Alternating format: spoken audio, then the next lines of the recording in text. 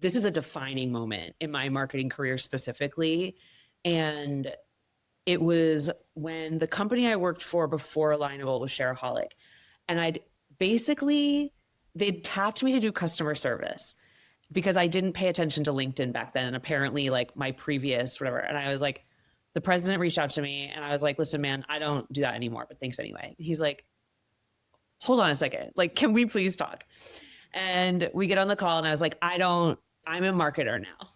I'd been doing it for less than a year. Like, I did not know what I was doing.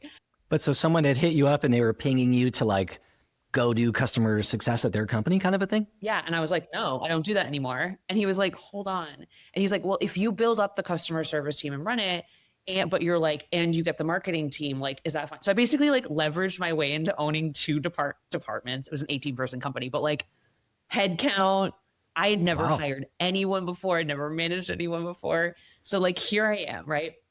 And I didn't know what I was doing, but I just like barreled at everything and Googled a lot, right?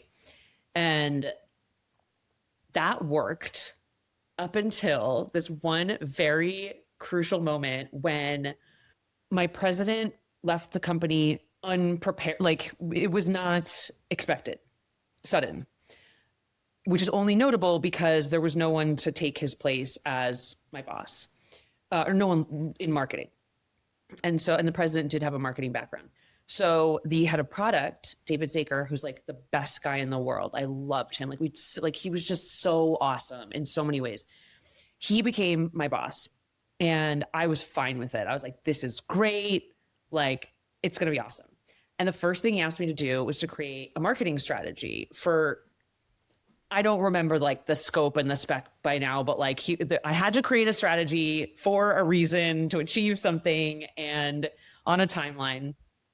And I was like, just like, play. I was like, I got this because I know everything, right? You know, when you know nothing, you know everything, right? Isn't there like a chart for that? It's like a Dunning-Kruger effect. Like, it's like a thing, right? That's like a known thing. Yeah. Yeah, probably. Because I'm like, once I started to actually have experience and some knowledge, I was like, oh, I don't know anything. And I make mistakes all the time. And I'm fine with telling everyone. But back then I still had my like, I can do anything, you know, I'm like a badass bitch in the world, like making his career, right? And I deliver what is objectively a marketing plan. It is content I'm going to write, topics I'm going to write about, publishing schedule, distribution plan, etc. And he looks at it and he's so nice. He's like, okay, this is great. Good plan. But what's the strategy? And I was like, it's right here. Like, this is it. Don't you see my beautiful, like, I kid you not, I looked at him like he was an idiot.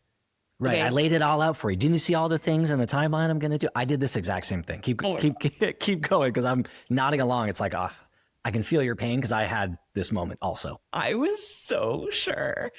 And so we basically go in a circle because like he's very kindly, like he's being real, like he was a good boss. Like, even though it was short-lived, like he really was like genuinely trying to help me. And I just didn't get it. I didn't understand that plans aren't the same as strategy. And what's wild is that, I don't know, like we moved past it. Like he was great. Like, you know what I mean? It wasn't like a horrible conversation, even though like we didn't get anywhere, and like, what a patient man. But it wasn't until like years later that I actually really I almost forgot about it until it finally clicked for me. And then my first thought went straight back to that conversation. I was like, I was wrong. And like, if you think about it, I'm up there defending that. I'm like treating him like he's an idiot. I'm the smartest person on the planet. Like, that makes me look like an idiot. Any other boss would have been like, get her out of here. Like, she does not know what she's talking about so hard that she doesn't even realize it. Like, I made a huge mistake, and I was lucky enough to have an amazing boss who like helped me through it anyway.